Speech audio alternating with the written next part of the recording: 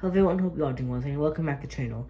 The video that's definitely long overdue. This is a ranking video for the MPM figures. Now, a bit of housekeeping to begin before we start off the video. Number one, I will only be ranking these 5 because I'm not running out of money to buy the B figure. I had it once, but I got 1,000 copies. So that was fantastic, and now I got it for $80, and now it goes for 200. So yeah, okay. Side tangents aside, like I said earlier, only these 5, unfortunately.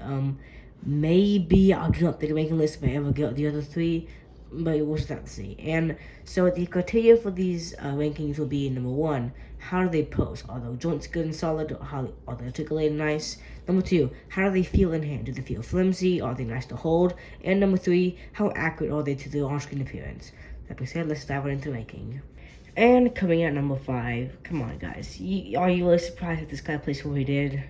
Number 5 is the MPM, I believe, 06 Ironhide. Now, in the concept, this guy is an amazing figure.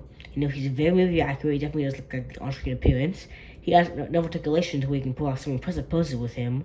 But, oh gosh, he just does not rank high at all in the posing department.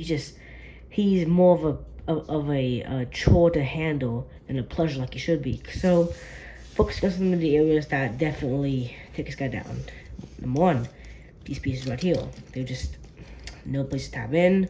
Not that not that strong of a tab not that strong of a joint that keeps them where it's supposed to be. Flop right everywhere, getting away posing.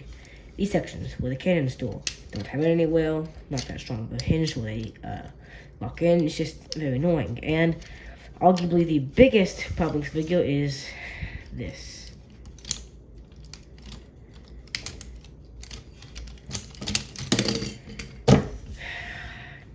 These shoulders are so bad. See, there we go.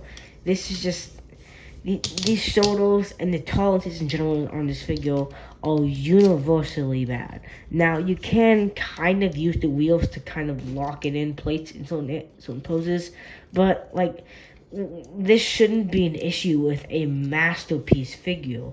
I just don't understand why this came out like this. This probably should have gone through at least 2 more stages of checking before it was released to the public, but yeah, at least for now, this is by far, even counting the other 3 that I don't have, to me, this is by far the worst MPM figure.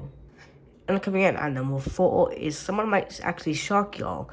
Coming number 4 is the MP Megatron. Now, unlike Ironhide, this isn't necessarily bad figure. You know, his tolerances are fine. He definitely has enough articulation to pull off some fantastic poses, and he, you know, is fairly movie accurate. I mean, some of the color choices aren't, you know, extremely movie accurate, but you know they do.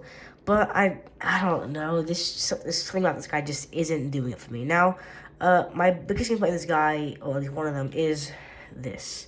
Now, ordinarily this fold down to shotgun like that to make that big double shotgun that they have in the movie. That's really cool. That works. What doesn't work is this. This thing is it's just stuck.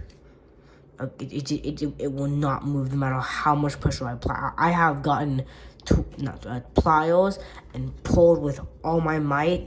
I'm not kidding. If I break it, just trying to move it, I just cannot do it. And I haven't found a way to like unscrew it, untighten a little bit, so that's definitely not a good thing.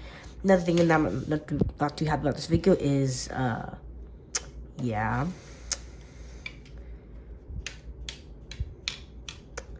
Things that kind of speaks for itself. Now, I don't think that this should be an issue on a $150 retail figure, but I mean, to be fair, that money's more going to size than engineering. But you know, I just don't know. This figure just doesn't he's not that fun to handle in hand. At least in my opinion. So at least for me, this is why it comes in at number 4. And coming in at number 3 is the MPM Ratchet. Now, admittedly, I have a bit of a soft spot for this guy just because he was my first ever masterpiece figure G1 or live action. So, you know, he has that going for him. But, you know, he's just all around a pretty good figure. Of course, he has a few issues like these little top section right here. I know people really hate these and makes myself clear. I don't hate them, I don't like them either. Let's see, his backpack kind of hinders his leg movement just a little bit. a little bit, not that much, just a little bit. Let's see.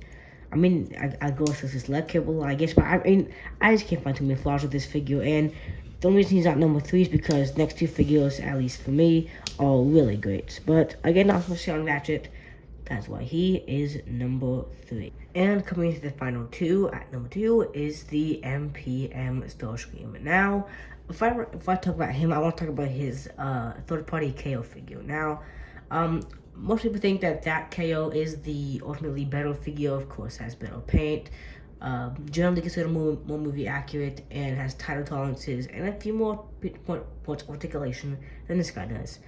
But at least for me, I think that, and just my opinion, just my opinion, I think that this is the overall better figure. Now, of course, the KO has its painting on its side, and while the painting on that thing in some ways is more movie accurate, I think that overall it has too dark of a color scheme, where this has just the general light colors in terms of the gray that is used on the primary part of the body, and it just looks good from all angles. Now, of course, like any figure, he is not perfect. He is sorely lacking a upper how do you say, rotation at the arm, which definitely okay, that I guess talk about that next then. He definitely has some missing joints in the upper arm, which definitely does hinder the articulation of the figure in many ways. And like you just saw, stability on this figure is not fantastic. He's definitely a bit hard to get in a stable pose where he's still standing, but if you can get him, okay, don't fall. If you can get him stable, he can definitely get to make a pose. Another problem is this little butt flap. Yeah, it's kind of odd placement, but I think they could have engineered a hinge that supports us up, which again the KO figure did do. But overall, I just think that this guy is a fantastic figure. But again, he's not perfect, as you will see.